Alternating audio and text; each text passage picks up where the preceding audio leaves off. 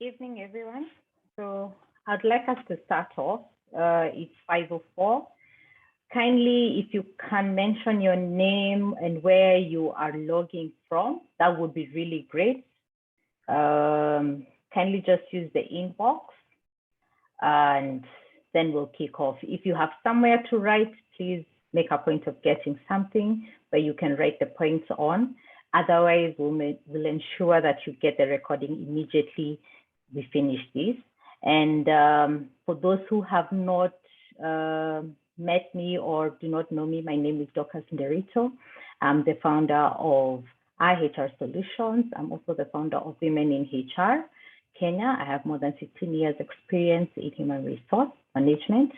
My focus area is talent management and succession planning. So today we're going to focus on practicing professional networking. Kindly, if you have any thoughts or any idea of what professional networking is, you can just put it in the inbox. I just want to share my screen. I'll also ask everyone to just make sure that they remain on mute unless they have a question to ask. But you can always just put a chat request on my end, and then I'll be able to assist you with anything that you require to clarify on.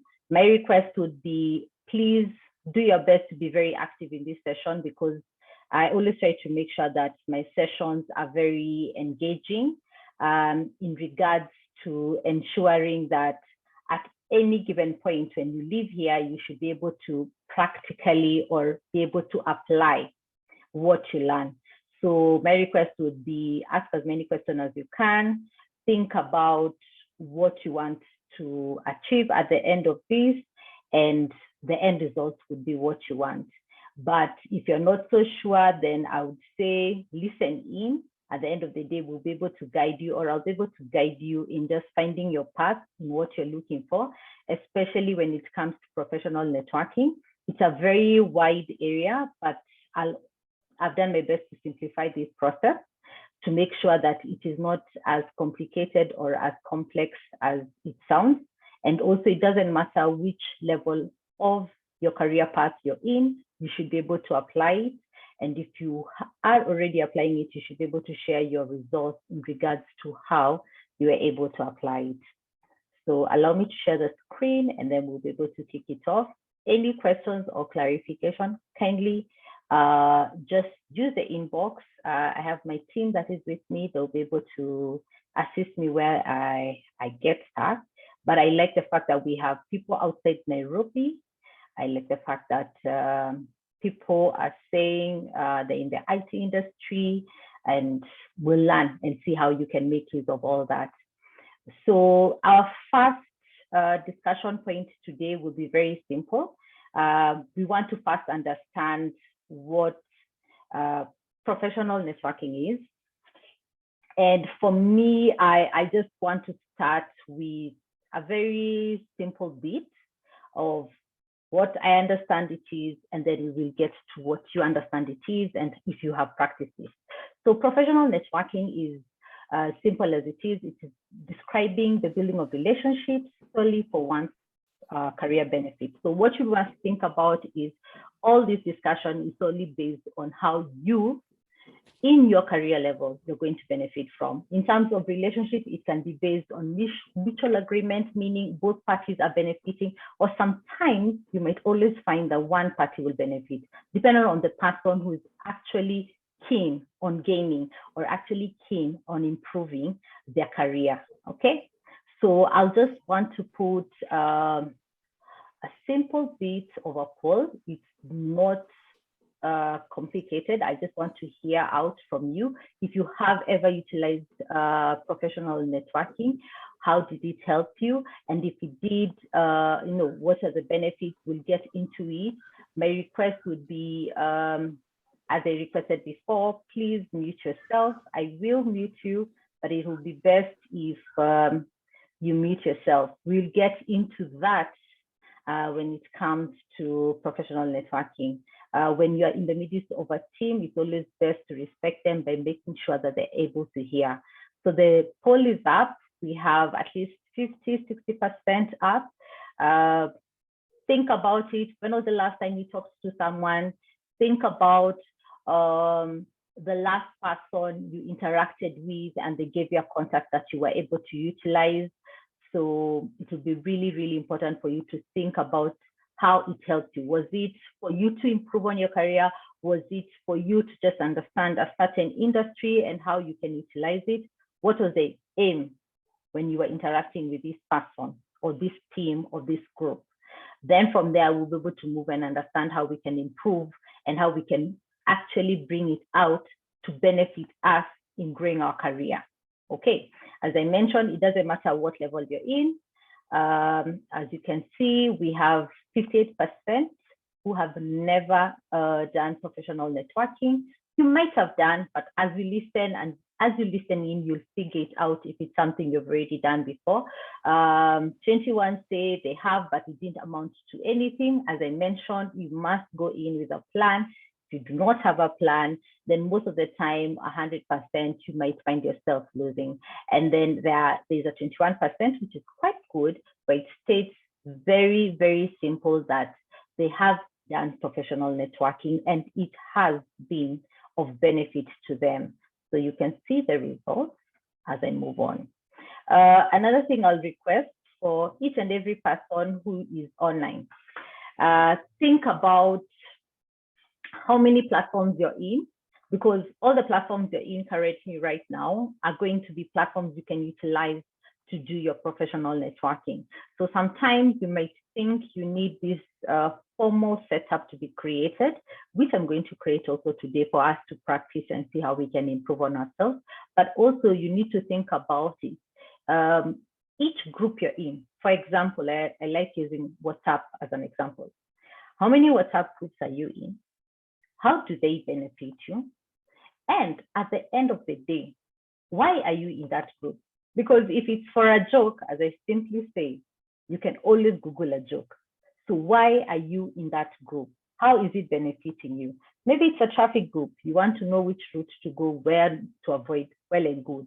But then again, we are in dozens and dozens of groups. Some of them are of no benefit to us, while others are of benefit to us. We need to distinguish, separate, and be able to know what is of use to us and how we can fully utilize it during professional networking. So there are 3 types of professional networking. As I said, I'm trying to make sure this is going to be very simple, very interactive, and most importantly, practicable for you to be able to apply. So in the 3 types of professional networking, we have the operational, which is very simple. Think about when you have joined an institute. That can be when you were in school, when you were in your first job, anything. At the end of the day, the most critical thing, and I would say the most important thing somebody was being told to do is interact, know people. You need to know where, the washrooms are. You need to know where the next session is going to be. And in that is what we call the internal or the operational networking, where you want to find out who is the person who always collects all the notes. For those who are in uni, you need that one person who never misses to hear when you're supposed to submit an assignment. And even at work, you need to know who knows it all, who knows what's going on, where the boss is, so that you can figure out your movements depending on what level you're in. But the most important thing, it is for you to interact, to socialize with your first contact person in that institute or in that area. And that applies up to a personal level. What you need to think about is, how many people do you live around? How many people have you interacted with? You are creating your own internal network, okay?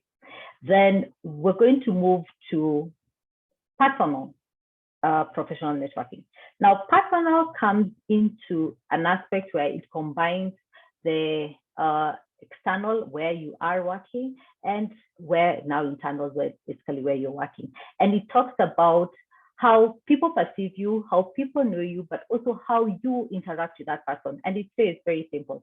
A personal type of professional networking refers to a relationship outside the organization with like-minded people belonging to diverse groups. Its purpose is to improve an employee's professional as well as personal development, offering referrals to useful contacts.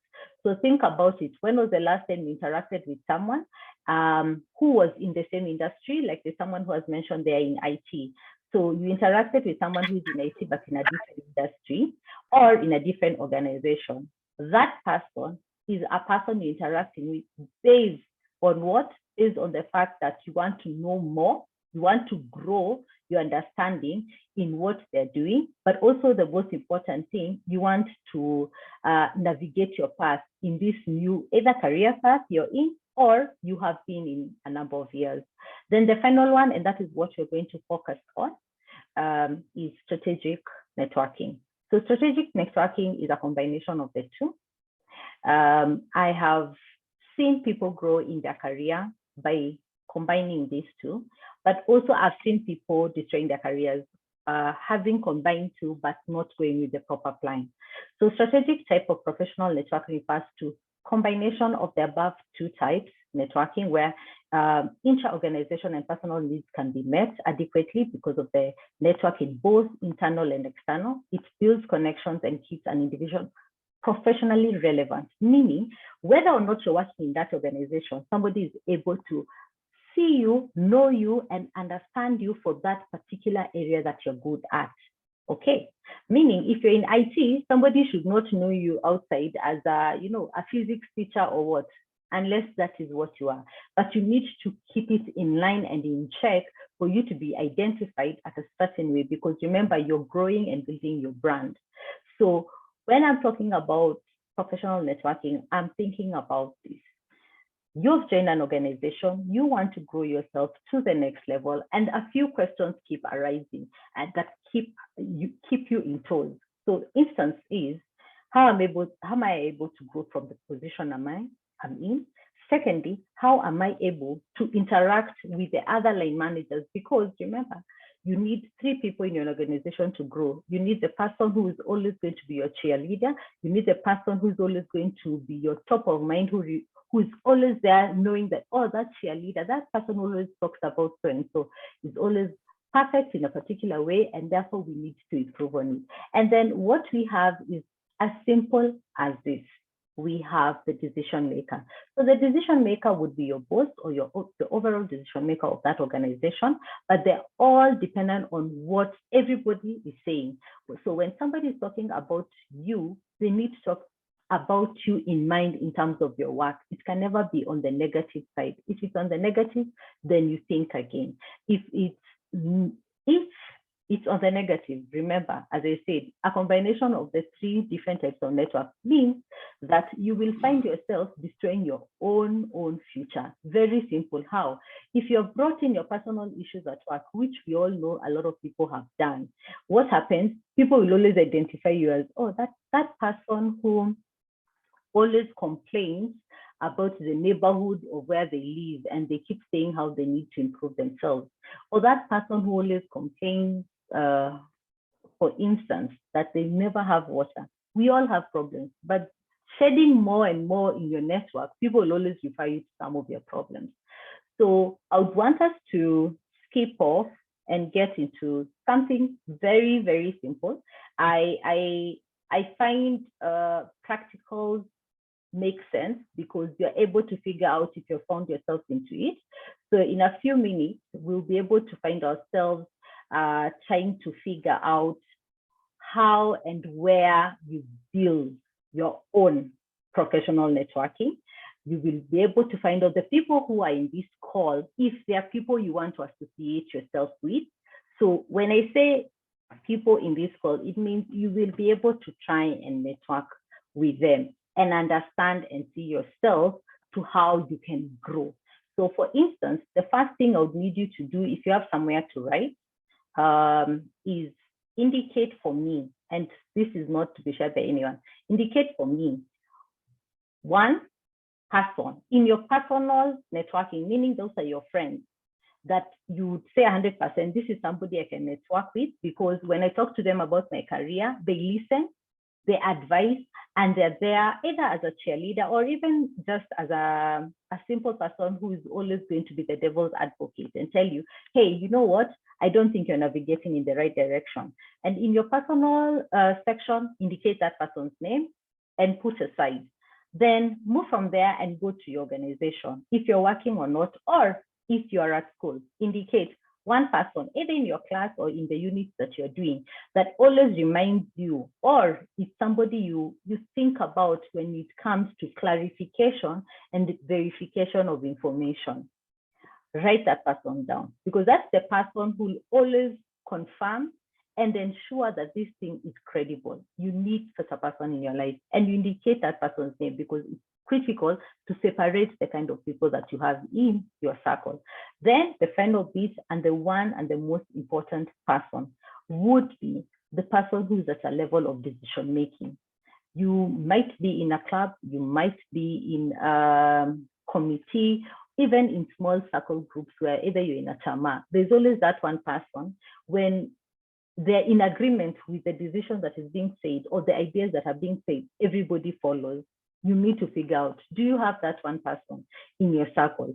And if you do, then you'll be able to identify that some of the times you've made decisions, these three people have been there at the forefront.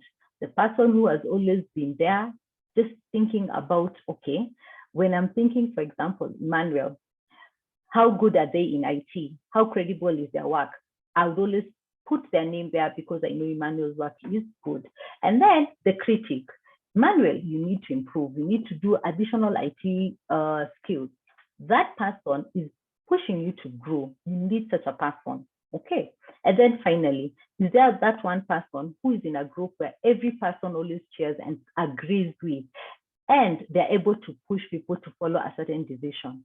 You need such a person because they will rotate you or help you navigate your career at a different level. Remember, we are not talking about any other thing but career in terms of professional networking. So one question you need to ask yourself is this: if at all I'm going to be networking with someone, what is expected of me? And how am I going to approach this person? For instance, one, am I expected to just walk in or walk just straight to the person and say automatically, you know what, I'm so and so, I am here to do professional networking. This is what I learned in my last presentation that I listened to for professional networking, and therefore I just want to connect with you so that I can grow my career. Now remember, it never works like that. So I'll take you through sequences in terms of how you need to prepare for professional networking. Then we'll get into what I've said, simple practical bits on how you can network. And then we'll get back together in one book and now figure out, how do I get it right?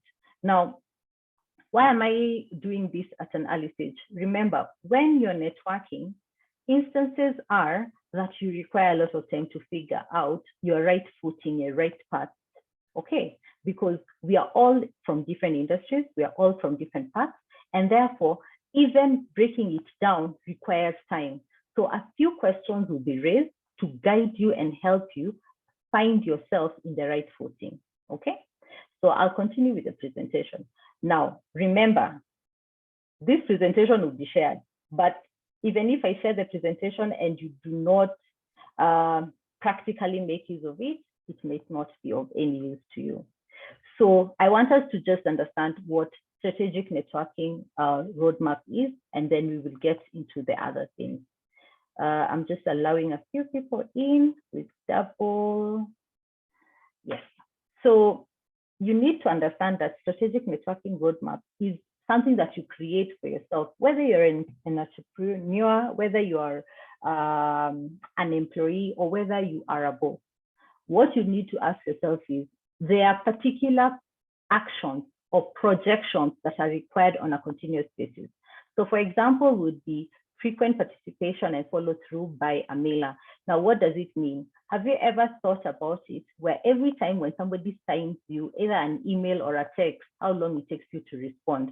If you're the kind of person who goes quiet and doesn't respond to someone on time, or keeps somebody waiting on response, high chances are you might create a disconnect with this person. Remember, it may be a supplier, it may be a client, it may just be a colleague. But all these people are interconnected to your career path. If they're able to say, oh yeah, when I work with Emmanuel, he's timely in terms of response, I'm able to articulate things and they're able to action. You need to figure it out. Let me just mute someone and then we can continue. Lucia, let me mute you too. As we mentioned, in respect for the rest, we need to mute, or else I may need to remove you in order for everyone else to follow through. So instances when you're saying strategic networking, you're looking at each and every person you're interacting with, looking at how they're interacting with you, what they're asking you about, and how you're responding back. So if you're going to be the kind of person who's going to take 2 days to respond to an email, as I said, somebody would assume you're not quick in responding. At least a day or at least 2 or 3 hours after an email has been sent, it's important to respond back, especially one that requires action. And again, let's avoid the word noted. There's another one I learned yesterday of we spoke. People don't perceive it to be well. Just write proper English, write the communication that is required for that. Don't assume you're trying to cover yourself or anything. Remember, this one person might be the only one person who will be asked, how was he while you're working with him? And how can I, benefit by having such a talent in my team? So the most important instances is to ensure that you articulate yourself properly while talking, you articulate yourself properly while writing, and ensure that it's seamless in terms of you're not beating around the bush when you're being asked for something. Then other things are creating priorities. Have priorities based on the opportunities that are being created. What do I mean when it comes to strategic networking? It means that at the end of the day, if I am going to be interacting with you from a HR perspective, I need to know what is the priority about this conversation we are about to have.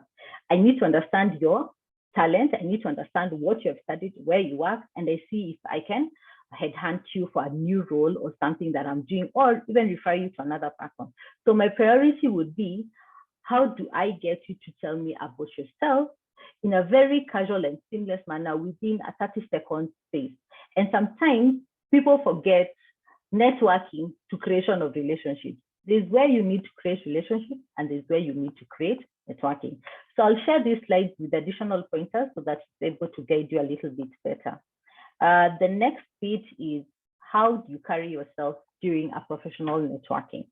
Now, for instance, if I'm to just ask each and every person, if you're able to put your camera on, you do put it on, because what I would want to find out is, if you knew you were coming for a professional networking session, did you prepare yourself? Because for this particular one, we want to do practical based. We want to talk to a person who we're seeing. We don't want to just hear a voice.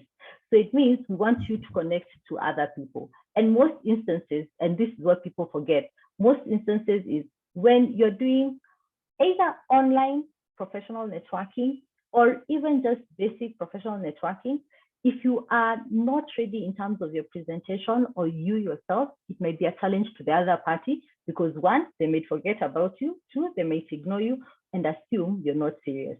So how do you get it right? You set a few goals, very quick. I'll just rush through 8, and then we'll break into small groups of 10, because we're around 60 or 50. And then we'll see how each and every group is able to figure out how do you get it right in these 8 points. So the first one would be to set a goal. Now, why do you need to set a goal? My biggest question would be to you is, where do you want to see yourself in your career path? Do you want to see yourself moving, meaning you're growing horizontally, or is it vertically in your own organization, or do you want to branch out? And if so, what goal is that? So think carefully, determine the purpose of attending that session that you're attending. And also at the end of the day, ask yourself, if at all I'm going to set this goal, how am I going to achieve it? And instances are, you might find yourself attending trainings that are being paid for by your organization, or even when you're in school, and connecting and trying to figure out how you get it right. Then secondly, it will be reaching out. Now, this is really critical because you need to build a relationship, and how you reach out is very simple. I'll give you a scenario of where I used to work, one of my first jobs ever. I used to have a boss who would ensure any time he goes for a session, one, he collects the business cards, two, indicates where they met that person, and then three, exactly 2 weeks or 1 week later, reaches out to each and every person that he has met. Now, how was he doing this? One, he was not doing it via WhatsApp. Two, he was not doing it via call. He would start with an email, and the conversation would actually be very simple. I'm reaching out to you after we met in XYZ session, and I would like to follow up in the brief discussion we had started having. And that really made me get intrigued, because two things used to happen. It's not that it was for specific people. No, it was for everyone he met. So it was very clear that it wasn't that it was a collection of just random business cards. It was a collection of specific business cards that would be required for future. And this you get to see actually in insurance and banking sector. They're quite good in professional networking. Well, of course, focus area there is when they're selling their products, but they're quite good because they will really try and emphasize on where you met them, and they'll go ahead and try and trigger the same conversation you had with them in regards to either a need or something they know you'd want to have. And then they would strike a conversation and see how they can close a sale. Then keeping in touch. Keeping in touch comes into two different fronts. You can decide you're going to keep in touch, where you ensure that if there's a particular event you've been meeting and it's an annual event, you keep saying, oh yes, we'll keep meeting in this annual event, or you go one step ahead and you have a call conversation with this person. Now the call conversation has to be triggered on the two aspects that we've spoken about. One, you're supposed to have focused on remaining with your set goal. Two, you had reached out. What had you reached out about? And then you follow through by keeping in touch in regards to the same subject. Let's not start talking about football or any other thing. Let's focus on having the right aspect being spoken to. And then finally, which now it's a yes and a no, it is dressed appropriately. Now, why am I saying a no? You'll find yourself networking also online. So halfway through, what do people do? Sometimes they just wear their top and the down part, only God knows. But most importantly for me, where I would say a no is, I don't want you to work so hard to go and buy outfits that are very expensive. You just need to dress your part. How do you want to be identified by anyone? If you want to be identified, as an unkept person, that's how you'd be identified. But if you want to sell your image for who you are, then you would make sure that you know the dress code for any event. You'd make sure that you represent yourself well according to expectation, and you will ensure that you don't attract the wrong attention to yourself through the kind of dress code that you have.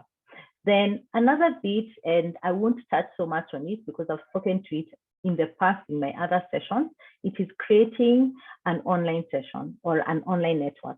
Now, an online session or an online network works this way. If you are in LinkedIn or you are in AngelList and any other platforms, your work is to make sure you keep in touch with the people who are there and keep connecting with the right people. Now, one thing I'll say for sure is we do not only have LinkedIn platform that we can network in. We have other platforms that we can network in. So it's upon you to figure out which industry are you in, and then find yourself in the right network. Then attending networking events.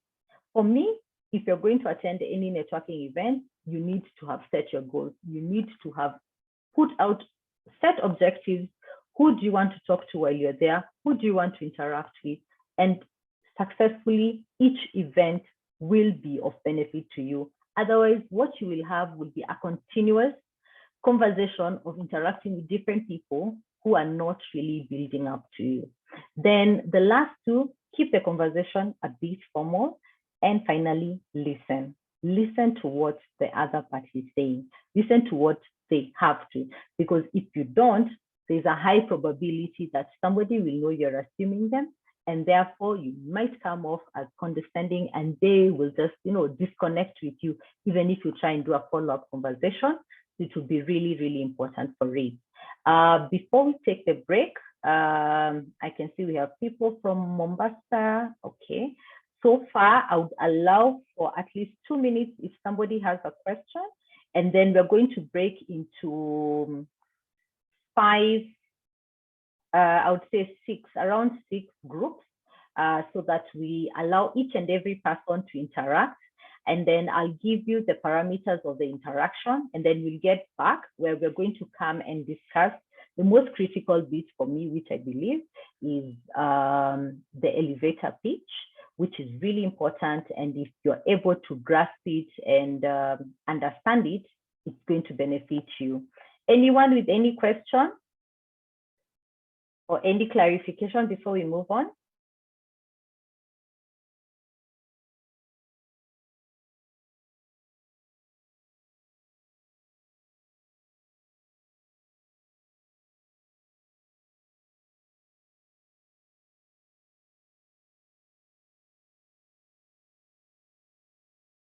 If there's no other question, I'll move to the next phase. So I'll just break you all into breakout rooms. You're going to be assigned automatically. As I mentioned, now because we're 60, I'll break you out into 6 breakout rooms. Kindly click once you see the breakout room. And in this breakout room, what I would want us to discuss, it is how do you, okay, I have seen Zebedee has one question. Zebedee, please ask the question before I create the breakout room. You can unmute.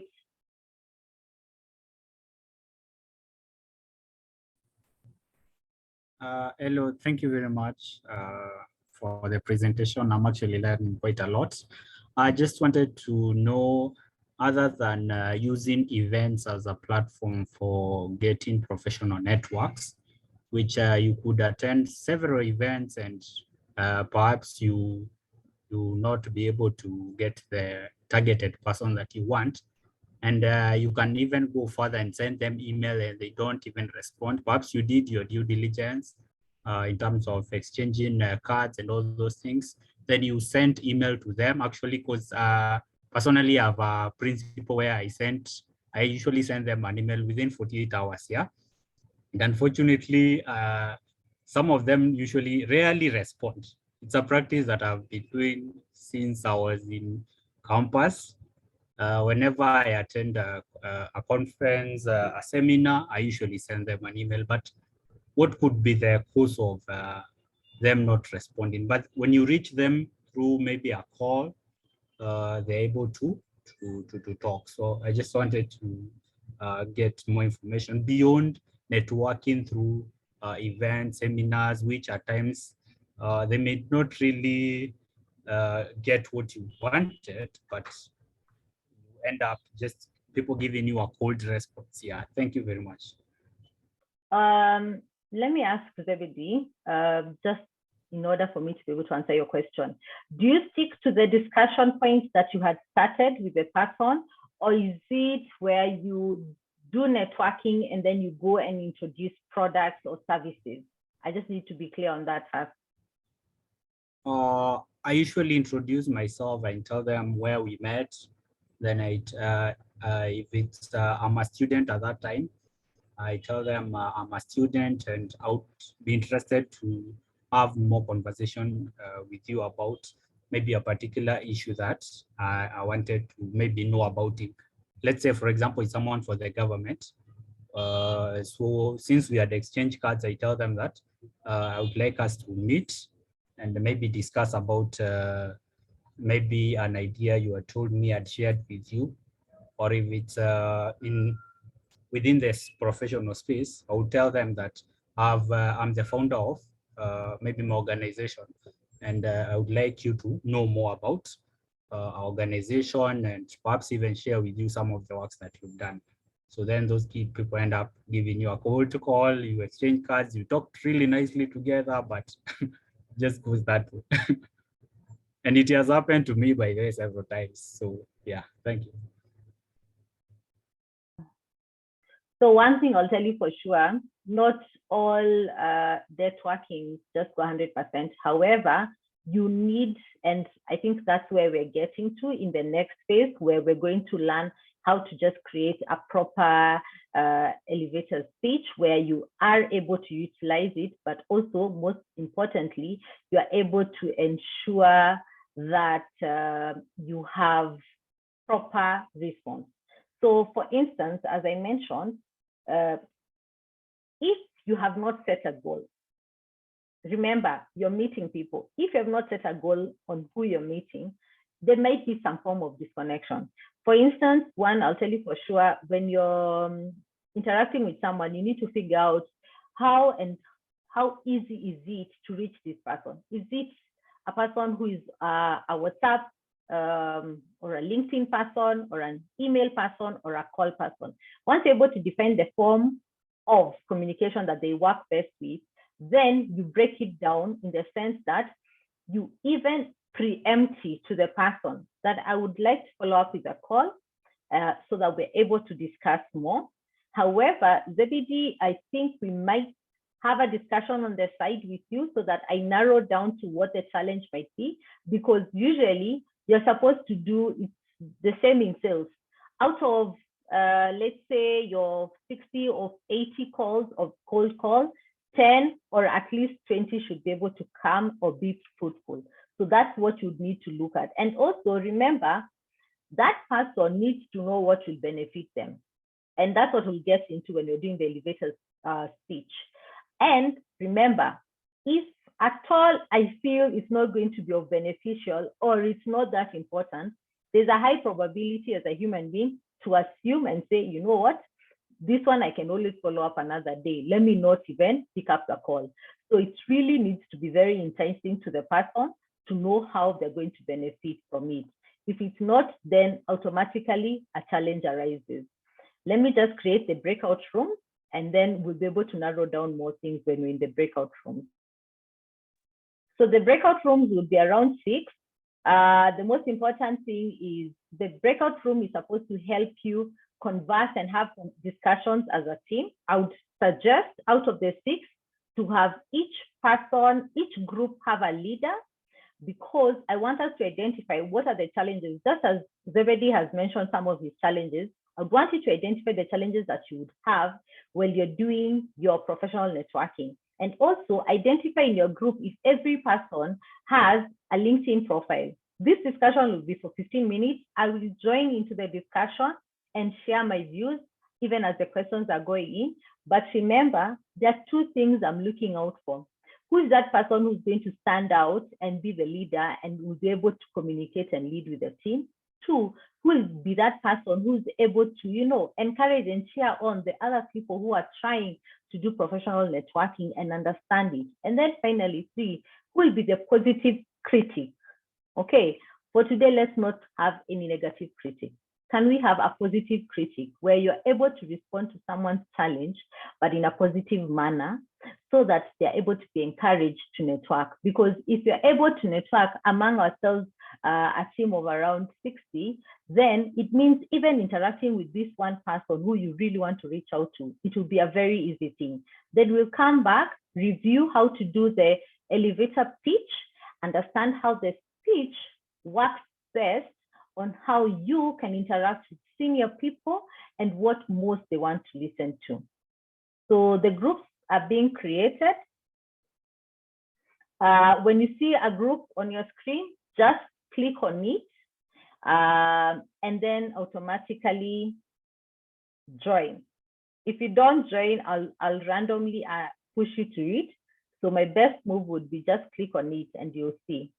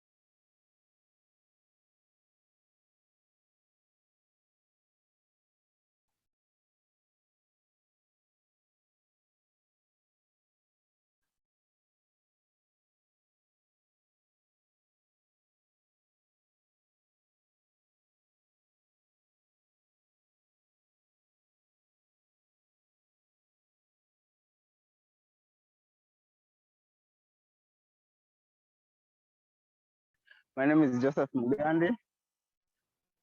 I am a community health officer, and yeah, I'm glad to be here.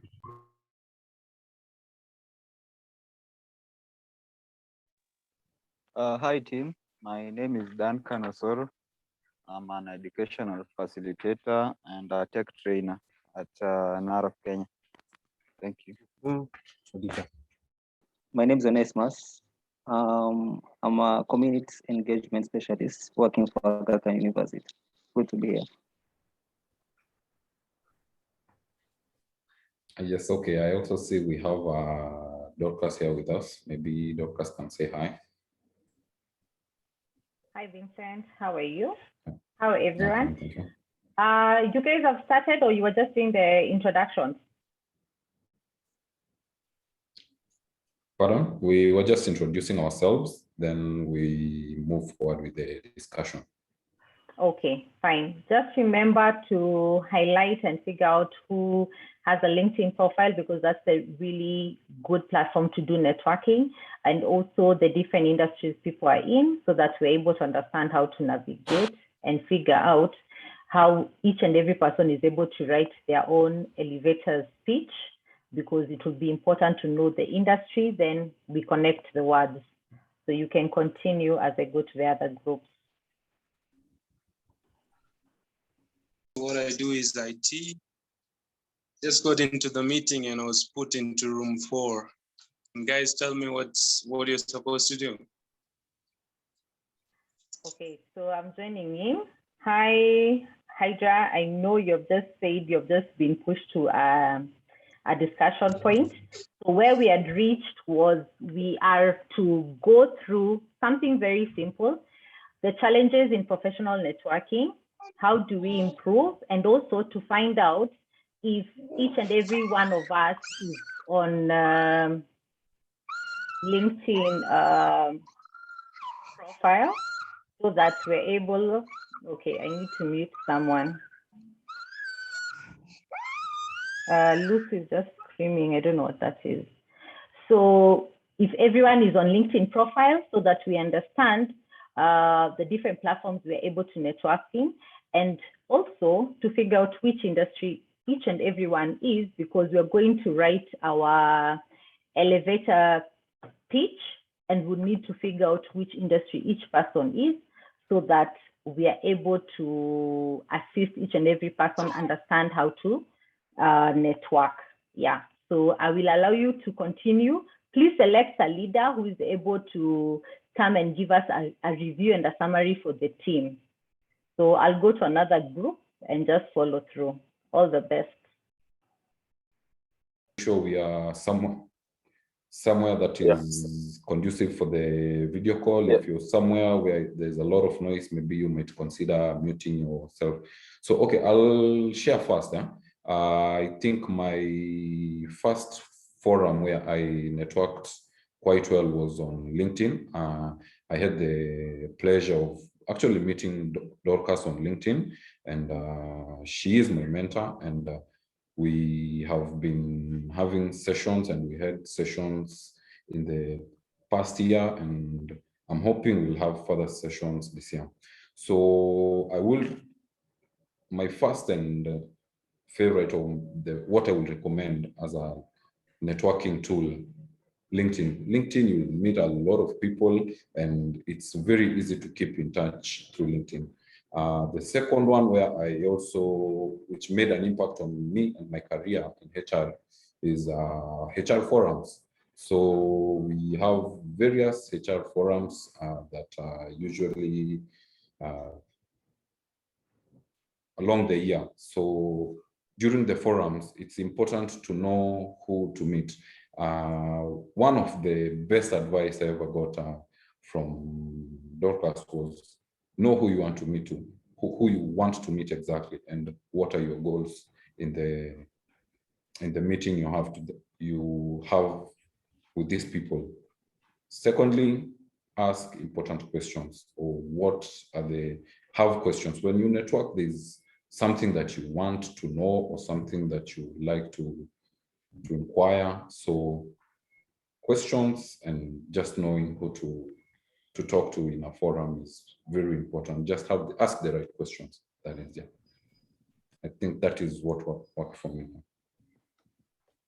Anyone else? I have a strategy that as an entrepreneur, I'm not employed. As an entrepreneur, I'm in renewable energy, waste management. I have curiosity coffee every month, and I set aside a budget for it.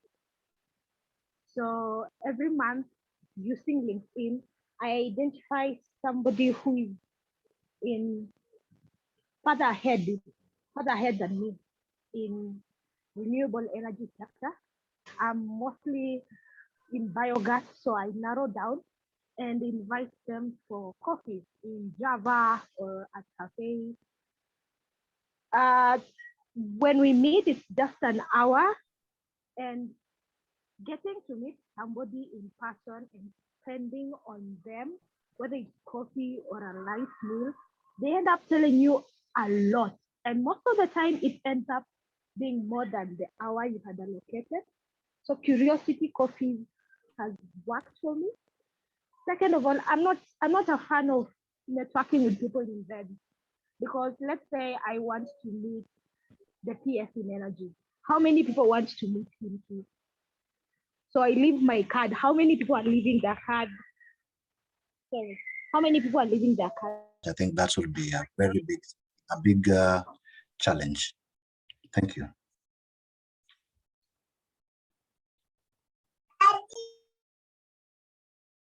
Let me contribute something. I know I've just joined. This is from another group. Somebody says how they network on a monthly basis is by keeping a budget aside and ensuring that they are able to go to LinkedIn. They identify somebody who is not so fully high in the rank, but at least they are in management, who they want to interact with, and they invite them for coffee, where they discuss different points and they learn more. She's an entrepreneur, so for her, it's important to engage in with someone. So I don't know how your strategies have been in networking, but it would be good to share so that people know. In terms of challenges, somebody mentioned that sometimes it's hard to break the ice, especially because you don't know the person. You just see the person's details. So the big question is, how do I do ice breaking when I really want to interact with this one person, yet I don't want to come off like everyone else, because everyone might be looking at meeting them. Yeah. Anything else that you guys have raised?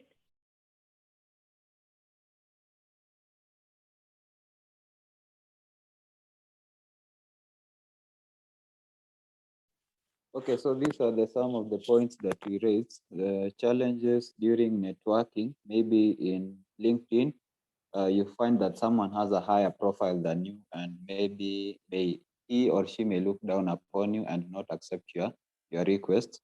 Another one was maintaining the relationship with a stranger. It's someone actually you don't know, so it's quite tricky for you to maintain the relationship by keeping in contact with each other.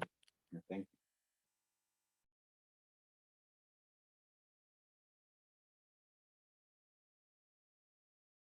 I'm on mute. So what I've always tried to do in regards to ensuring that I don't let anyone down who connects with me online, I always ensure that I have a simple question that I will ask that person. So the instance would be, what do you want me, or where do you want me to help you in? So regardless of who or what the role the person is, I'll always try and ensure that first I connect with them. Secondly, I ask them, how can I help them, or how can we learn from each other, so that I try and strike the conversation in a professional manner. But it's unfortunate, sometimes somebody connects with you and they say, no, I just wanted to connect with you. Then I'm thinking, okay, if you wanted to connect with me, first you don't even have sent me a message in the inbox. You'd have just simply indicated that you want to connect with me. So sometimes it's good to have the priorities right, set clearly before even anything happens. If you don't have, sometimes you may find yourself getting lost and not getting the right person to network with. So I think it's important to have a clean priority. And in LinkedIn, emphasize, just as the person, I would like to learn from you, or I like how you commented on X and X topic in this post. It really resonated with what I believe in, or what, you know, one of my principles, and therefore I'd really like to, you know more on how you work in this organization, mentioning the organization they're in. So you have to interrelate a conversation. If you don't, then it becomes very hard. Okay, so maybe what you might need to do is think about each and every person who is out there. How do I get it right when I'm connecting with them? If I'm missing the game because of what I'm saying, then I need to improve on it by interchanging my words. That's what I would comment.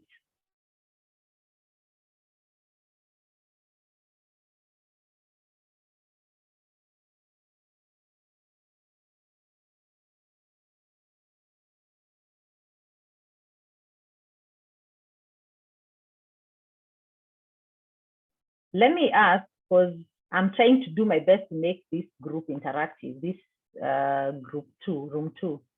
All of you are in LinkedIn? Yeah. Job, you're in LinkedIn. Dennis, are you in LinkedIn? Wellington, Felix, Winnie? Yes, sir. Yes, if I'm in LinkedIn. if you're all in LinkedIn, this is what you do. Try and, as much as possible, just as you are, because you're not so many. I think in this group we are 10, including me. I want you to just right now post in the, what is this, the chat, your LinkedIn profile, not name. I don't know if you're using a phone or computer, but you can be able to click your profile link or something you've posted. Just share in the group. Let us comment. Let us connect with you. Let us know who you are, and then connect with us and let us know who you are. Because that way you will be able to understand when I'm saying, when you're trying to connect with someone for the first time, for instance, you might be either required nowadays for LinkedIn to either say how you met the person, or 2, you might be required by LinkedIn to have a message sent. So it's really ideal if you're able to do it. So I can see Duncan has, I'll post mine. I'll connect with Duncan, because how you network is by practically doing it. So for Duncan, I have gone and I have clicked connect. And then I want to add a note. I'll add a note, a quick one, so that also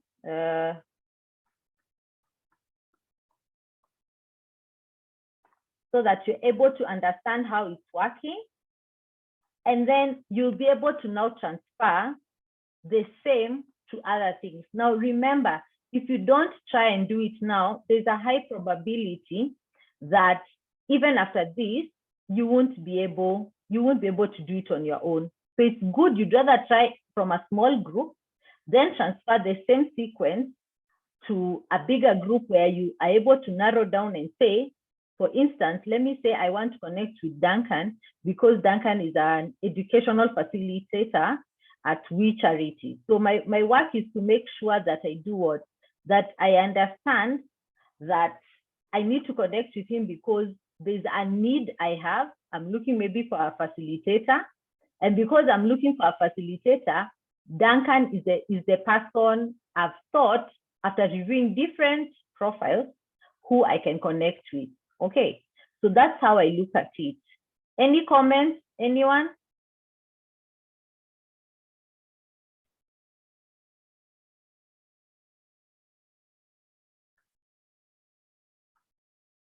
Any comments from anyone else?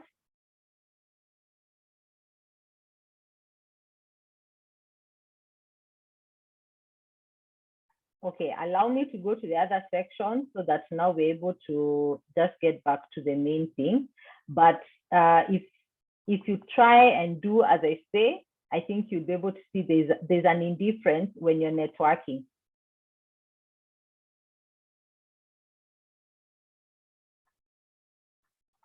So Duncan, I have sent you just a random message, just trying to mention something, and also the fact that we met in the breakout group.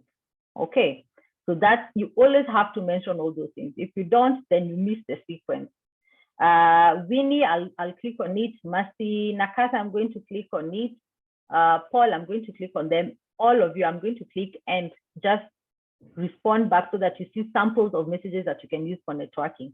Allow me to go to the other breakout rooms because we're about to close them in a minute. Thank you. You know, just as Dorcas mentioned that you need to set goals. So if you are doing professional networking inadvertently, you don't know that you're doing it, then you might not set goals because you can't set goals to what you don't know. So I think it is a great opportunity today here that you've learned that you have been doing it unknowingly, and so it has not benefited you, or just knowingly but casually.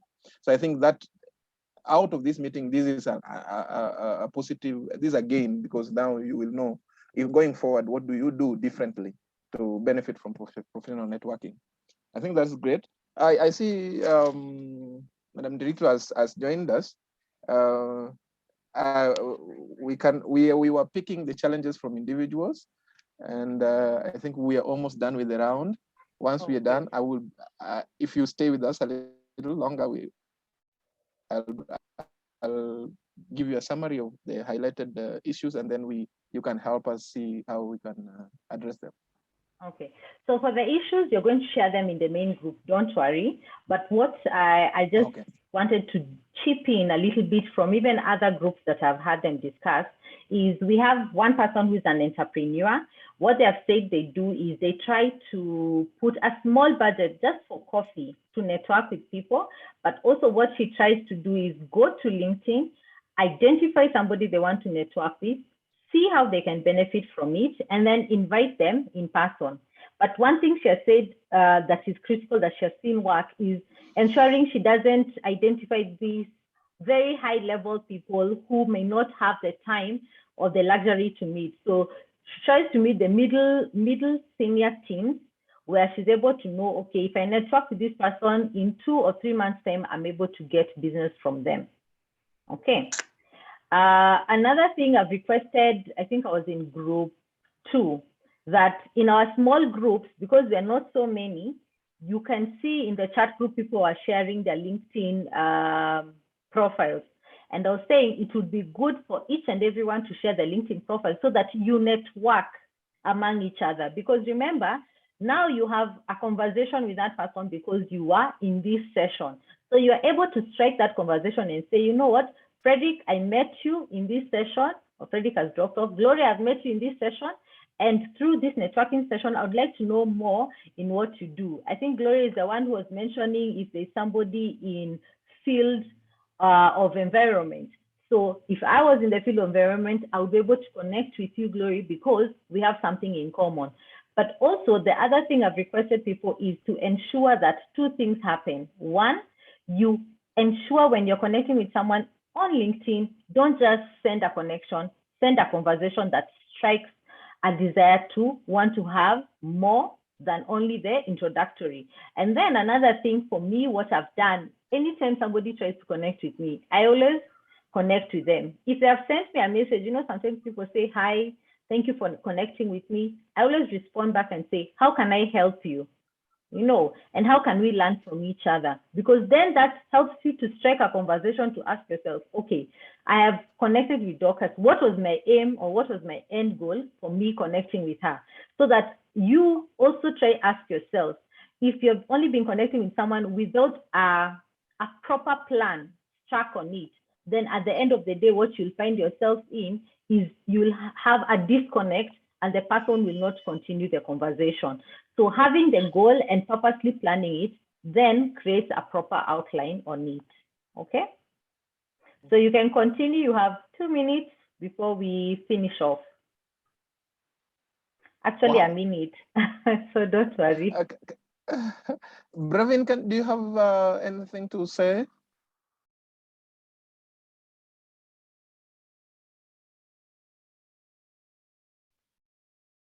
I can see we're coming back to the platform. So I know Frederick was in between conversations, but I would want to identify first who are the leaders in each and every group, because we need to hear from you. Now remember, and this is something I try to encourage people when we're having sessions with them. It is important you take advantage, if you are the leader, to really articulate yourself well, because it's going to be an opportunity for you to just build up on your people skill and also just to build up on your public speaking skills. Remember, at any given point, you are interacting with people, whether you are ordering coffee to tomatoes or whatever, you would need to be very articulate. We had 6 groups. I don't know if somebody is able to just tell me which group is going to start. Do we start in orderly from group 1? Because I would want us to spend at least 20 minutes on this as we answer questions, and also as we get to now practice how to write our own elevator pitch so that you're able to speak it to someone in at least a minute or 2 without beating around the bush and being very precise. So who was in group 1? Who was the lead in group 1? Yes. Group 1? I think that would be me. Okay, great. Start, Vincent. From what we've discussed, we have been able to identify some of the challenges and strengths that you can use to network. And someone from our group, Esther Oulo, she shared a very insightful way to network with people, where she will call and invite them for coffee. So having a one-on-one meeting with someone is very impactful, or you can really easily make an impact with them. So I found that to be very impactful, and I will add it to my bag of networking. Also, I found that for me, what has been working is LinkedIn. LinkedIn is a very powerful tool for networking, and it has professionals. So if you're in a certain field, it is easy to know which professionals or which people are in your field, and you can easily reach out to them for advice or even just conversations regarding issues that arise in your specific field. Another tool or another way that has been of impact to me is forums. So whenever I'm in HR, so whenever there are HR forums and you attend these forums, it is easy to meet people in your career field, and you can discuss issues, and you can even meet people who will be of use to your career and your future plans. Yeah, that would be it.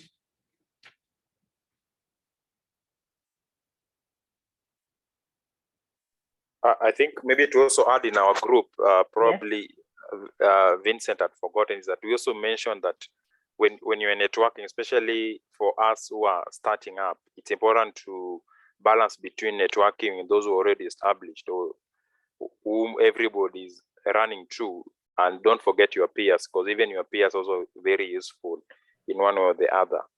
And especially realize that it's your peers that will always come in handy and faster to help you, as opposed to that person who's already established, who probably doesn't have time, or every other person has crowded them. So they're also trying to balance their time and also doing their own stuff. Yeah, I think that's correct. And also, just to think about, even if they're very crowded, who is the right person to connect you to that person? So you go building up your network like that. Who was the leading group 2? Okay. Sangani Paul. I was the chair. I was reading group 2. Okay, now group from the beginning was so insightful, which started from the introduction, in which each and every member or team member was able to do a good introduction from professional side and what he or she is doing currently.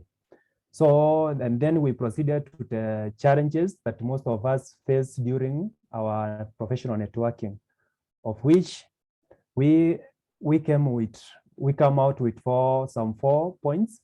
Number one of the point, it was having a challenge connecting with people who have a high profile than what you have. So in which we shared that the problem is majorly for the starters, and I think the point was directly faced or directly interceded with LinkedIn, in which some of us we face a problem of starting a conversation with someone who has a high profile than what you have. So the second point was how to maintain persistent in the case of where you text someone and the person is not or does not respond back. How are you going to maintain your persistent? How will you make that person see the need that you have toward having that conversation? The third point that we brought up is maintaining the communication relationship. So once you have started texting or you have started having a relationship, a professional relationship with someone, how will you maintain that relationship? Will it backfire as you proceed with your relationship, or will it be fruitful? Will it yield something to you, or will it be beneficial to both of you? The other point that one of our members brought is how would you okay, this one I think it was not much of a challenge, but it was a compliment of how we are supposed to do it. So first, you just need to know the communication hierarchy, and the second one was before starting communicating or fighting for and venturing into a professional networking, just first do a background research of the person you intend to have a professional network. I think that was the point that I got from the group. Thank you. Thank you. That is quite important, and it's really good when you know the ranks and the levels somebody is, so that you are able to either acknowledge them, but also know how you're going to manage the conversation when you're talking with them. Who was in group 4?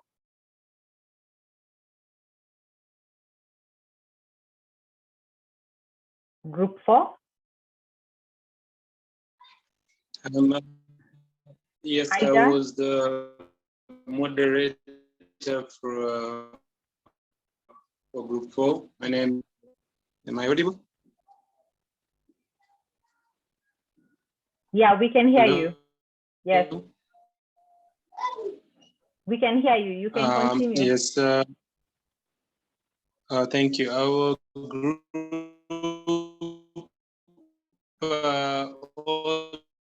all members in our group, and some have challenges.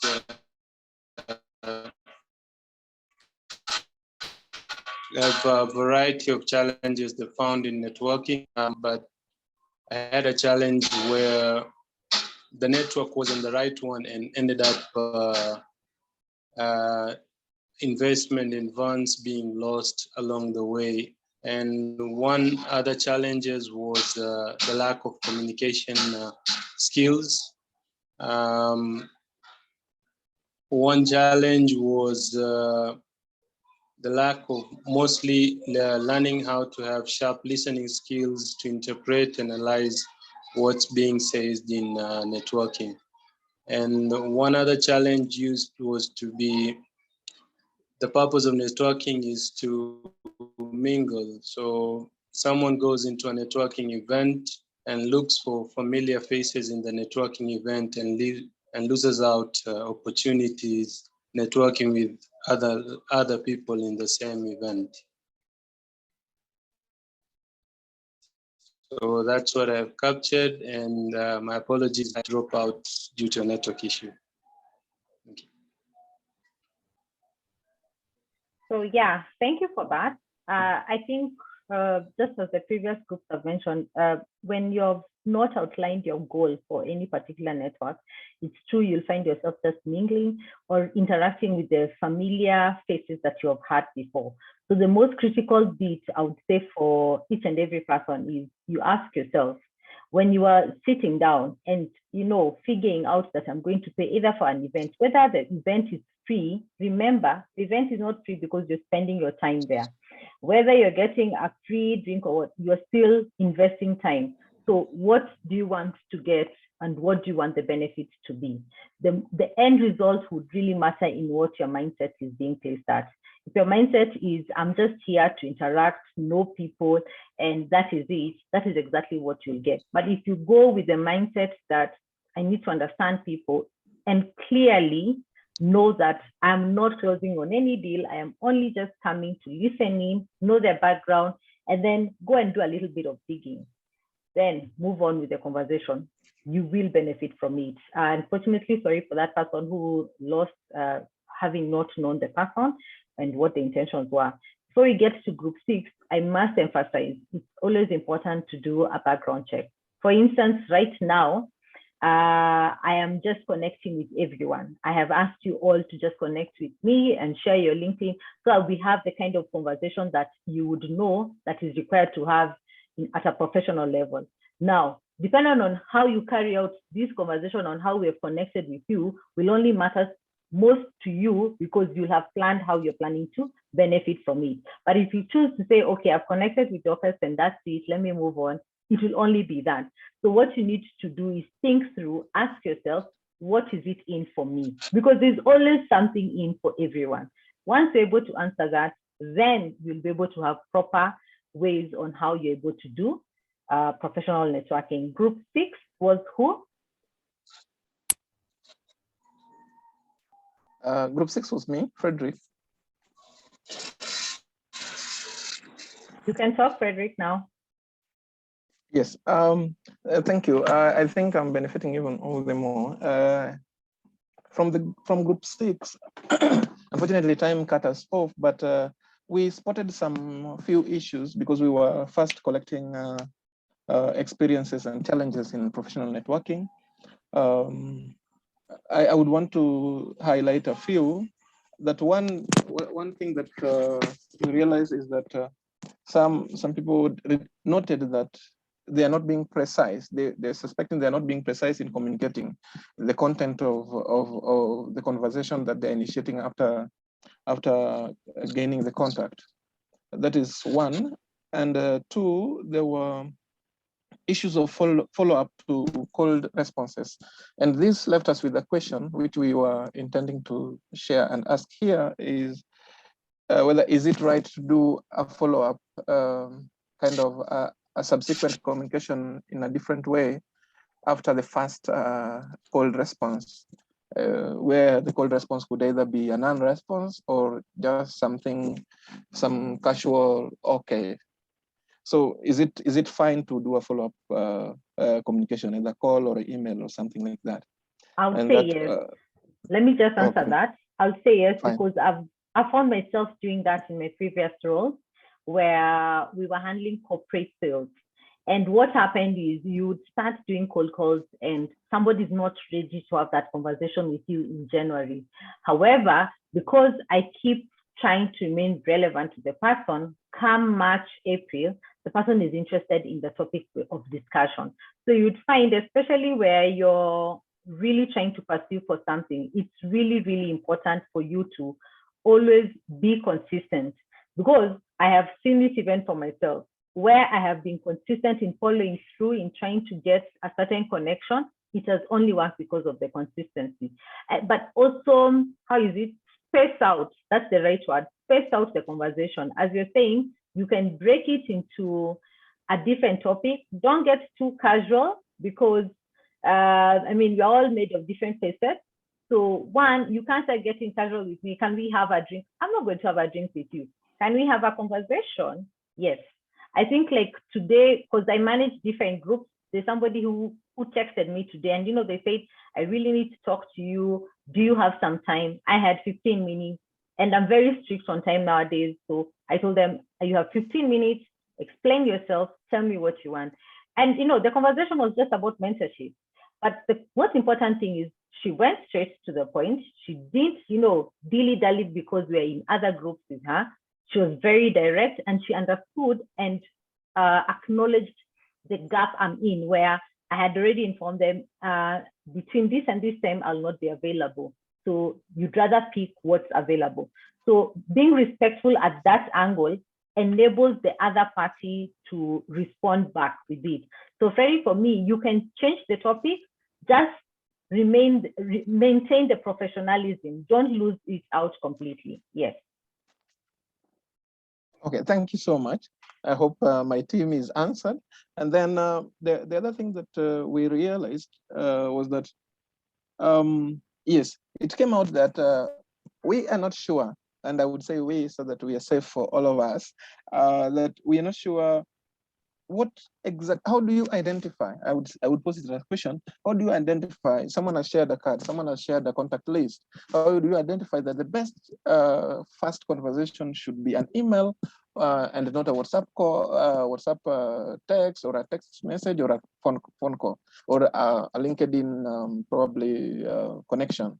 So that is something also that one of our members, which also struck me, that which is the best fast conversation platform. Then let me answer that, because I like want to snip it off so that we move to the next thing. I'll be very direct, and I saw this from a very senior person. That person right now is a PS. That guy used to be so simple, I would get confused when I'm with him. He'd be very simple, you know, he'd ask you, kindly, which kind of communication do you prefer? Is it on call, text, or can we just do an email? And immediately that person would indicate he has the card with you on his hand. We're talking about somebody who, you know, sits very comfortably with Uhuru Kenyatta and everything, and just writes on the card, call. So when I receive the cards and everything, I know this is a call, I know this is an email, I know this is a dinner. You know, like, you ask yourself right now, Frederick, if you were to have a conversation with me and you told me, which options would I have? At that time, because we've created the rapport, it's very easy for me to be very honest with you. But because I'm trying to dodge you on the call, and you cannot, you know, really tell my mood at that time, or if I'm lying because you're not looking at me directly, I'll just say, yeah, on email. I'm like, I know I don't even use that email anymore. You know, those things are just going to be there in junk. So be very direct, be very simple. Don't, your body language also communicates. So don't come off so pushy. Don't insist. If somebody doesn't want, don't insist on it. I'll give an example of a group that I'm in the board networking I'm in, where I get also mentored. And there's somebody who are put in with in a group. And for 5 months, that person had not initiated the action plans they had put in. But you know what I did? I kept being persistent because they were the lead. I was so persistent, and I'll tell you, as of yesterday, that person had taken action. It took 5 months, but they have taken action because it was their part to do. But every other member was like, you know, we're waiting for the leader to take action. So the more initiatives you put in and the more direct you are, the easier it is for you to get the response you need. Yeah, you can continue with the next one, Frederick. Yeah, thank you so much. Actually, that also answers one of our biggest concerns, because it came up that one of the reasons we haven't benefited much from professional networking is that we give up so soon, so fast. So I think with much effort, with more persistence, I think we will be able to benefit more. And then lastly, well, in our team, there was even someone who has not tried at all and is looking up to benefiting, and especially after this training, given the insights that he will learn from here. And then lastly, what I wanted to say is, yes, the conversation you found us in, that some of us have found themselves participating in networking forums or in networking activities inadvertently, where they don't even realize that actually there's something that can come out of this. So it came out that without knowing that this thing can be beneficial, we cannot plan for it. We cannot strategize and set goals with it. So we might not benefit because we don't know what we are after. So we cannot measure out whether we have got what we are after. And so that that the fact that they have been doing it without knowledge or casually is part of the reason why we've not been benefiting. And going forward after this session, it will be something that will be deliberate and targeted. Thank you so much. Most welcome. So I'm doing my best to triple task. So what I've done is I've done my best to connect with as many people as possible who are in the platform, sending simple messages, but also trying to figure out how you're going to respond to my messages. Because if you do not respond in a way that is going to strike a conversation, you'll just be another network that we have connected, but we're not, moving to the next level. So I would just want us to do a quick one on the elevator speech or pitch.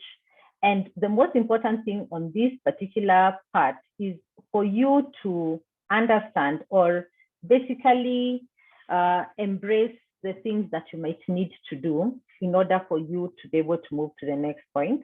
There are 5 points, so I'll do my best to be brief, and I'll also do my best to ensure that you all get this presentation. So the 4 first points are usually introduce yourself. So you need to figure out, how do I introduce myself when I am either on phone with someone, meet someone for a few minutes, and you're trying to figure out, how am I going to, lay it down, my name is Dr. Nerito, what am I for, all those things. It's important to have a play, or what every salesperson has, a cheat sheet. Then secondly, present the problem. You want to strike a conversation with the person. So you have already done a little bit of background about that person, and you're coming forth in order for you to be able to come out strong to say that you have identified a problem either in that industry, and then at the same time, immediately identify the problem, offer a solution.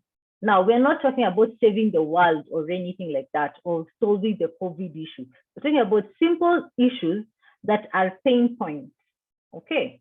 And especially when you have identified the challenge with that person or the organization, it becomes very easy. And then explain your value proposition. Now, I'll focus on this because this one is mainly something that brings out the best in you as a person, because then you're able to explain how you're going to bring out that solution. So for instance, if the issue is, I want to pick a random industry, IT, and people have been having issues with fraud or having issues with logging details.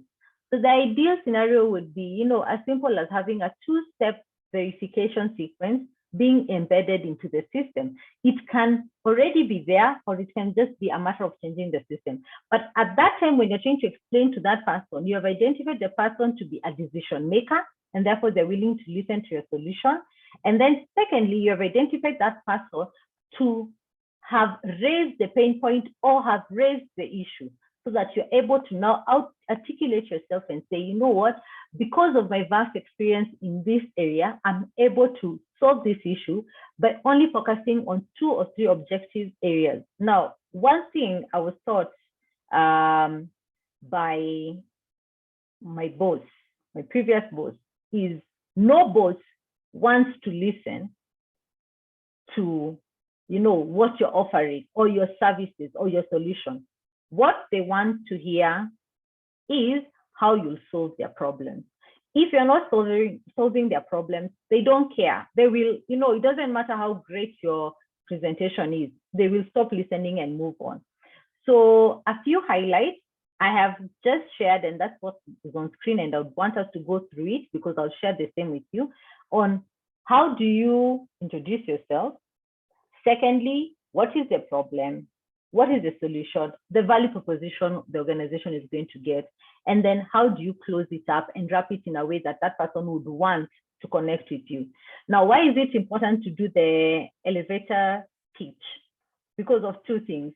When you're in a networking forum, you do not have 1 hour to explain yourself. You do not have the time, like now how long we have been in session for 1.5. You only have 2 to 3 minutes or even a minute to make an impression.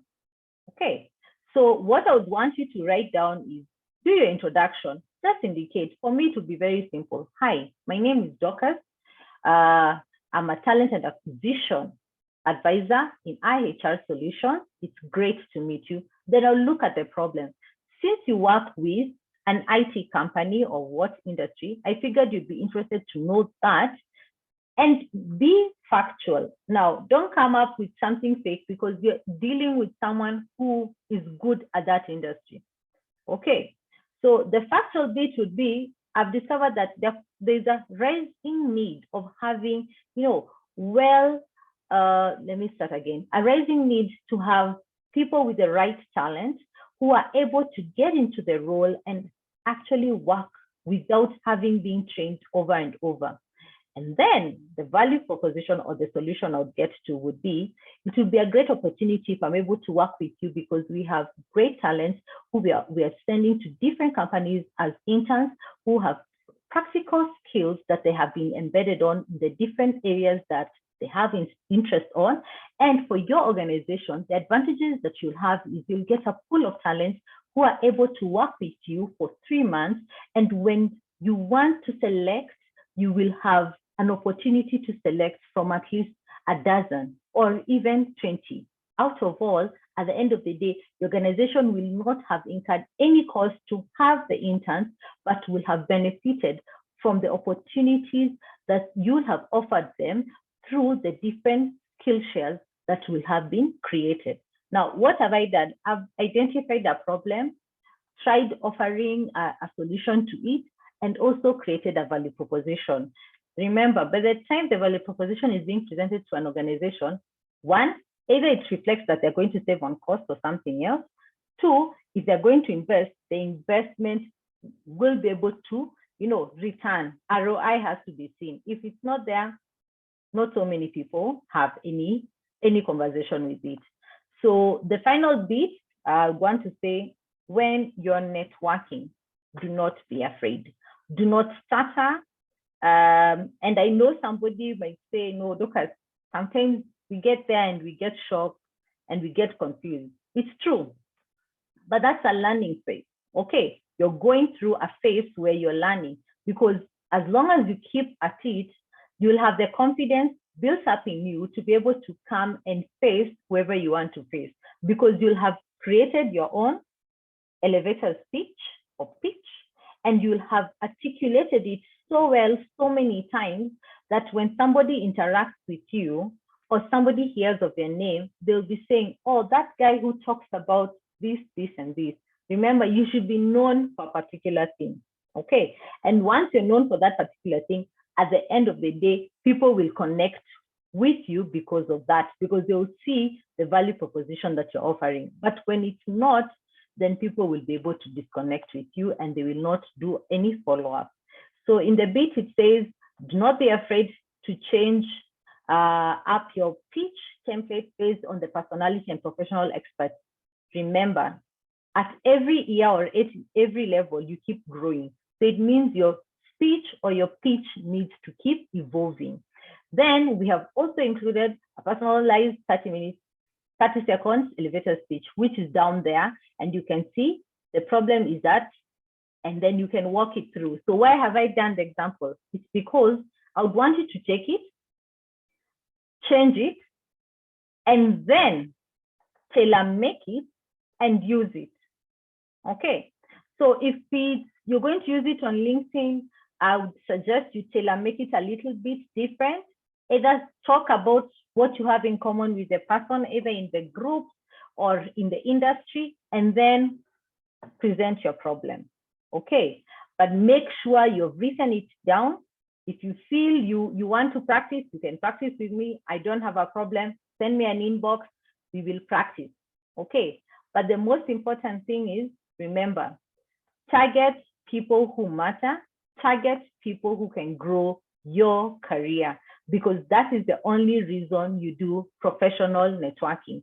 When you combine your personal networking with your professional networking, it can either be a win or a lose, as I mentioned, because sometimes the parameters get blurry on when do I fall under the personal life or when do I fall under the professional life. So it's always important for you to really navigate that part. And before we come to an end, I just want to find out if anyone has any question or clarification on the elevator pitch. Not a clarification, this is just an addition. Know your audience. I'm an entrepreneur, I'm an academician, I'm like a crab. I have a hand in almost 2, 3, 4, 5 projects going on that are not related at all. I just love multitasking and I'm good at it. So when networking in terms of environmental engineering, I curate my pitch to suit that environment and that audience. When I'm under women, when I'm talking about women empowerment, then my pitch changes. So while you can be in a networking event, but 2 people are beneficial to you in 2 different aspects. So just don't have one elevator pitch. You fine tune your pitch to suit your audience. Second, people address you the way you dress. I don't know if this applies everywhere, but I've seen it personally with me. People address you the way you dress. So if you're going to talk to an executive, please try to create the impression that you're also serious. They'll give you your time, but somebody will judge you. We all judge. Somebody will just judge you based on how you dress and how you approach them and how you speak. So kindly work on that too. Thank you, Esther. I think that is really, really important. It's true, as I had mentioned earlier, it is how you want to be perceived or how you want people to identify you as that they will connect with you. So when you're networking, the most critical bit is first ask yourself, why am I doing it? If you know the reason why you're doing it, then you will understand the importance, or basically you'll understand the need to take it seriously. And then at the same time, you'll be able to connect with the fact that even the person that wants to connect with you, or you want to connect with them, needs to be taken seriously. That they will not want their time to be wasted. They will want to understand from state forth what is your game plan or what is your agenda. So for instance, any person who's in insurance always articulates themselves automatically, and they would come out and say, yes, this is the reason why I'm here. I would want to talk to you about this and this. But because you want to grow your career, sometimes it's not 100% okay for you to come out and just mention, yes, I'm here because I want you to grow my career. Not everyone has the interest for each person to grow their career. So ideally, the best thing that you might need to do is identify and say, I would want to learn. I am always for any person who wants to learn, because what I'll do is I'll do my best also to send you enough information that can assist you and enough opportunities that can assist you so that you are able to connect with the right team. And when you do that, then everything becomes far much more easy, rather than when you're looking for quick wins that may not come out. So without further ado, what I would want to hear is if any other person has any comments before I just share my last screen, which is just contact. But also I would want to recognize in our platform, who is there? Eric is there. I would want to give Eric some time to talk.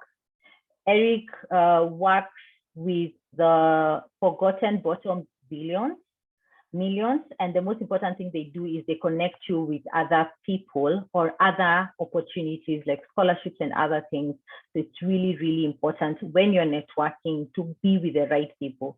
So one person I would say is Eric. You all need to connect with Eric, because then you will be in tune and you'll be connected to different opportunities, whether you're an entrepreneur or whether you are looking for a job.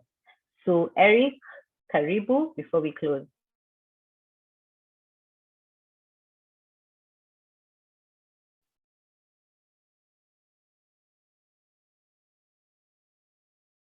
Oh, thank you, Dorcas, for this wonderful opportunity that you've given me, and I hope everyone appreciates that